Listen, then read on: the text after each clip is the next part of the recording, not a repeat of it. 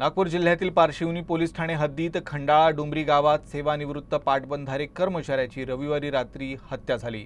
तुर्तास पोलीस अज्ञात हल्लेखोरांचा शोध घेत आहेत। मिळालेल्या माहितीनुसार खंडाळा डुमरी गावातील रहिवासी हिरालाल पुरे हे त्यांच्या मित्रांसह शंकरपट पाहण्यासाठी उमरेडला गेले होते। उमरेडहून सर्व मित्र परतले। यामध्ये हिरालाल पुरे वगळता सर्व मित्र गावी गेले, तर हिरालाल पुरे त्यांची मोटरसायकल घेण्यासाठी आसू ढाब्याच्या विरुद्ध दिशेने चहाच्या दुकानाजवळ गेले। या दुकानाजवळ अज्ञात हल्लेखोरांनी हिरालाल पुरे यांच्यावर हल्ला केला। यात त्यांचा मृत्यू झाला। पुरे यांचा मृतदेह राष्ट्रीय महामार्ग क्रमांक 44 जवळील एका कालव्याखाली आढळून आला। या घटनेबाबत अतिरिक्त एसपी रमेश घुमड आणि पारशिवनी पोलीस ठाण्याचे प्रभारी राजेश थोरात त्यांच्या पथकासह घटनास्थळी पोहोचले। त्यांचा मृतदेह शवविच्छेदनासाठी कामठी उपजिल्हा रुग्णालयात पाठवण्यात आला।